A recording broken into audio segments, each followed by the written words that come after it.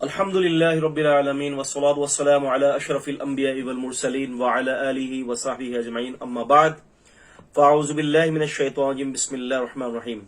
محترم عزیزان گرامی، السلام علیکم ورحمۃ اللہ وبرکاتہ۔ کچھ باتیں امیر معاویہ رضی اللہ تعالی عنہ کے حوالے سے آپ کے سامنے الحمدللہ پیش کی جا رہی ہیں، اور محمد علی مرزا کے خرافات اور اس کے جو روافضیت کے جو تاثرات ہیں جو وہ عوام میں اہل سنت والجماعت بن کر دکھا رہا ہے، وہ آپ کے سامنے نشر کرنے کی کوشش کی جا رہی ہے۔ کوشش میری یہ ہوتی ہے کہ پروگرام جو ہے وہ چند منٹوں پر جو ہے وہ اس کا جو ہے وہ احاطہ ہو، تاکہ عوام جلدی سن لے اور جلدی بات کو سمجھ لے، ورنہ تو یہ گفتگو تو اس طرح سے ہے کہ اگر ہم پروگرام کے اندر لائے تو تقریباً گھنٹوں کی گفتگو بن سکتی ہے۔ امیر معاویہ رضی اللہ عنہ کے حوالے سے سابقہ قسط نمبر 1 کے اندر میں نے آپ کے سامنے یہ بتایا تھا کہ رسول اللہ صلی اللہ علیہ وسلم نے ان کے حوالے سے بتایا تھا کہ اللہم اجعلہ ہادیا مہدیا واہدی بہ، اے اللہ اس کو ہادی مہدی بنا اور اس کے ذریعے لوگوں کو ہدایت دے۔ اس حوالے سے میں نے یہ ذکر کیا تھا کہ اللہ کے رسول صلی اللہ علیہ وسلم سے ان کی فضیلتیں ثابت ہیں، اور انہوں نے نبی کریم صلی اللہ علیہ وسلم سے تقریباً 250 کے قریب احادیث جو ہے وہ روایت کی ہیں۔ اب ایک اور سوال یہاں پر ایک آتا ہے کہ کچھ روافظ خصوصاً جو ہے وہ محمد علی مرزا صاحب نے اپنی ایک گفتگو کے اندر، آپ سرچ کر سکتے ہیں یوٹیوب پر، اپنی ایک گفتگو کے اندر جو ہے انہوں نے یہ بات کہی کہ اللہ کے رسول صلی اللہ علیہ وسلم نے جو ہے صحیح مسلم کے اندر حدیث ہے، اور اس حدیث کو امام مسلم رحمہ اللہ نے کتاب البر والصلہ کے اندر ذکر کیا ہے کہ اللہ کے رسول صلی اللہ علیہ وسلم نے سیدنا ابن عباس رضی اللہ تعالی عنہما کو فرمایا کہ جاؤ اور جو ہے تم معاویہ کو بلاؤ میرے لیے۔ تو وہ کہتا ہے کہ جب میں گیا تو حدیث کے الفاظ یہ ہیں کہ میں گیا، قال فجئت فقلت هو یاکل، میں گیا اور میں نے دیکھا کہ وہ کھانا کھا رہے تھے۔ قال ثم قال لي اذهب فتعوي معاویہ، جب یہ دوبارہ گئے تو پھر انہوں نے کہا کہ اللہ کے رسول وہ کھانا ہی کھا رہے ہیں۔ تو رسول اللہ صلی اللہ علیہ وسلم نے فرمایا فقال لا اشبع اللہ بطنا، لا اشبع اللہ بطنا، ای معنی المراد حدیث ہے ہونا اشبع سے مراد جو ہے وہ یہ ہے کہ اللہ تعالیٰ ان کو سیر نہ کرے، اللہ تعالیٰ ان کا پیٹ نہ بھرے، یہ الفاظ اللہ کے رسول صلی اللہ علیہ وسلم نے فرمائے۔ اب محمد علی مرزا صاحب اس حدیث کو نقل کرتے اور کہتے ہیں کہ جی علماء یہ کہتے ہیں کہ جی یہ الفاظ جو ہے امیر معاویہ رضی اللہ تعالیٰ عنہ کے لیے فضیلت کا باعث ہے، کیونکہ پیچھے ہی ایک حدیث رسول اللہ صلی اللہ علیہ وسلم کی آتی ہے، صحیح مسلم کے اندر حدیث ہے، اسی باب کا تحت جو ہے جو امام نووی رحمہ اللہ تعالی نے جو باب قائم کیا ہے کہ باب من لعنہ النبی صلی اللہ علیہ وسلم او سبہ او دعا علیہ ولیس هو اہلا لذلك كان له زکاة واجر ورحمة۔ تو لہذا یہ باب قائم کیا ہے امام نووی رحمہ اللہ نے کہ نبی علیہ السلام کا غیر مستحق پر لعنت کرنا یا اس کے خلاف اگر کوئی آپ نے بدعا کر دی تو وہ اس کے لیے اجر کا باعث بنتا ہے اور اس کے لیے رحمت کا باعث بنتا ہے۔ اب عزیزان گرامی، یہاں پر رسول اللہ صلی اللہ علیہ وسلم نے یہ دعا بھی کی اللہ تبارک و تعالیٰ سے کہ اللہ کے نبی صلی اللہ علیہ وسلم فرماتے ہیں کہ اے اللہ انما انا بشر، اے اللہ رب العالمین میں بشر ہوں، فأی المسلمین فأی المسلمین اگر میں کسی مسلمان پر جو ہے لعنتہ او سببتہ میں نے اس پر کوئی لعنت کر دیا یا اس کے حوالے سے کوئی سب کیا میں نے، تو رسول اللہ صلی اللہ علیہ وسلم فرماتے ہیں کہ فجعلہ له زکاة واجر، تو اے اللہ اس کے لیے زکوٰۃ پاکیزگی کا سبب اور اس کے لیے اجر کا باعث بنا دے۔ اچھا، یہ حدیث بھی جو ہے اسی حدیث کے تحت جو ہے اسی باب کے تحت جو ہے وہ امام مسلم نے جو ہے اسی حدیث کے پیچھے اس کو ذکر فرمایا ہے۔ اب مسئلہ یہاں پر یہ ہے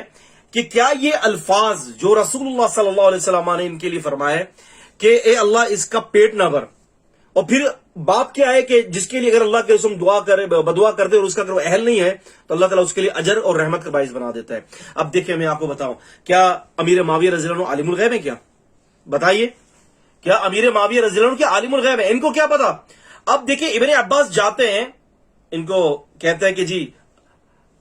دیکھ کر آتے ہیں اور اللہ کے رسول صلی اللہ علیہ وسلم کو کہتے ہیں کہ وہ کھانا کھا رہے ہیں۔ ایک بات ان کو تو نہیں پتا تھا نا کہ رسول اللہ صلی اللہ علیہ وسلم نے بلایا ہے۔ دوسری بات یہ ہے امام مسلم رحمہ اللہ تعالی نے اس کے تحت 2 باتیں نقل کی ہیں، 2 مثالیں دی ہیں۔ وہ دونوں مثالیں اس بات کے اوپر ہیں کہ اللہ کے رسول صلی اللہ علیہ وآلہ وسلم جب کسی پر ایسے الفاظ بددعائی بظاہر بددعائی الفاظ کہہ دیتے ہیں تو اس سے مراد اس کا اصل نہیں ہوتا،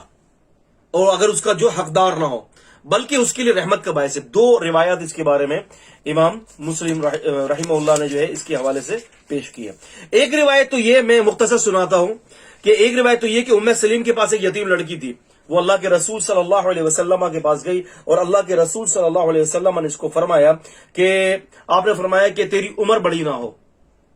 اب وہ یہ سمجھی وہ بچی کہ یہ میرے لیے اللہ کے نبی صلی اللہ علیہ وسلم نے بدعا کی ہے۔ یہ بچی وہاں پر گئی ام سلیم کے ہاں رضی اللہ عنہ اور کہا کہ اللہ کے رسول صلی اللہ علیہ وسلم نے مجھے بدعا دی ہے، رونے لگ گئی۔ انہوں نے جناب علی اپنی چادر بادر پہنی اور اللہ کے رسول کے پاس گئی، کہا کہ اللہ کے رسول یہ بچی رو رہی ہے۔ آپ نے فرمایا کیا واقعہ ہوا، کیوں رو رہی ہے؟ کہا کہ اللہ کے رسول صلی اللہ علیہ وسلم آپ نے اس کے لیے یہ الفاظ فرمائے کہ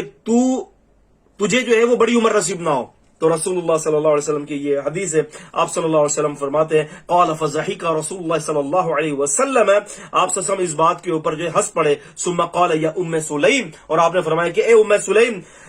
کہ آپ نے فرمایا کہ اما تعلمین ان شرطی علی ربی، کیا تمہیں پتہ نہیں ہے کہ میں نے اپنے اللہ سے یہ شرط کی ہے کہ جس کے لیے میں اس قسم کے سخت الفاظ کہہ دوں بظاہر وہ بدعا پر مبنی ہو، اگر وہ اس کا اہل نہیں ہے تو کیا ہوگا، اللہ اس کے لیے رحمت بنا دے۔ اب اس بچی کے لیے الفاظ رحمت بن گئے۔ امام مسلم نے پہلی دلیل یہ دی، اور دوسری دلیل یہ امیر معاویہ رضی اللہ تعالیٰ عنہ کی دے رہے ہیں کہ ان کے ساتھ بھی ایسا ہی مسئلہ ہوا تھا، اسی لیے اللہ کے رسول صلی اللہ علیہ وسلم نے ان کے لیے کلمات کہے۔ عربی کے اندر جیسے کہتے ہیں کہ بھئی تیرا ہاتھ جو ہے وہ دانا ہاتھ خاک آلود ہو، تیری ناک خاک آلود ہو، تیری ماں تجھ پر روئے، اس قسم کے الفاظ محترم عزیزان گرامی بدعا پر نہیں ہوتے، بلکہ یہ عربی کے اندر ایک ایسا جملہ ہوتا ہے کہ جہاں وہاں تعجب کے لیے یا اس قسم کی تھوڑی سی سختی کے لیے یا تعجب کے لیے بولا جاتا ہے، ہر جگہ پر بدعا کا معنی مراد نہیں لیا جا سکتا۔ اسی لیے جو ہے امام نووی رحمۃ اللہ علیہ نے اسی طرح سے جو ہے اللہ آپ کا بھلا کرے صفی الرحمن مبارک پوری رحمہ اللہ نے بھی یہ بات لکھی ہے منت المنعن کے اندر، اور وہ واضح یہ کہتے ہیں کہ ہی کلمۃ جرت علی لسانی وليس معناها بمراد، وفي إيراد مسلم لهذا الحديث بعد الأحاديث السابقة إشارة منه إلى أن هذا الدعاء عاد على معاوية بالرحمة والزكاة والقربة۔ فرماتے ہیں کہ یہ جو الفاظ جو تھے یہ زبانوں پر عربوں کے یہاں جاری ہوتے ہیں، اور اس سے مراد جو ہے کوئی بدعا نہیں ہوتی، اس سے مراد بدعا کا معنی نہیں ہوتا، بلکہ اس مسلم کی حدیث کے اندر جو اشارہ ہے وہ اس بات کے اوپر ہے کہ یہ جو الفاظ جو تھے معاویہ رضی اللہ تعالیٰ عنہ کے لیے رحمت اور دعا والقربہ، اور ان کے لیے قرابت، اللہ سے قربت کا ایک تعلق کا سبب جو ہے وہ بن گئی ہے۔ اب یہ آپ دیکھیں نا امام مسلم کا فہم کیا ہے، محدثین کا فہم کیا ہے، اور ہمارے جو ہے وہ مرزا صاحب کا فہم کیا ہے۔ مرزا صاحب کا جو فہم ہے وہ روافظ کا فہم ہے، اور اہل سنہ کا جو فہم ہے وہ صحابہ اکرام کا فہم ہے۔ اچھا میں آپ کو بتاؤں ایک بات، مجھے یہ بتائیے کبھی اس کے بعد کسی صحابی نے یہ کہا کہ آپ تو وہ شخص ہو کہ آپ پر اللہ کے نبی نے بددعا دی ہے؟ بتائیے۔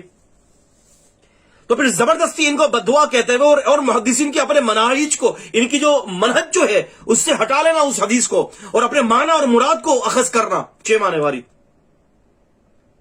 واللہ امیر معاویہ رضی اللہ تعالیٰ عنہ کے حوالے سے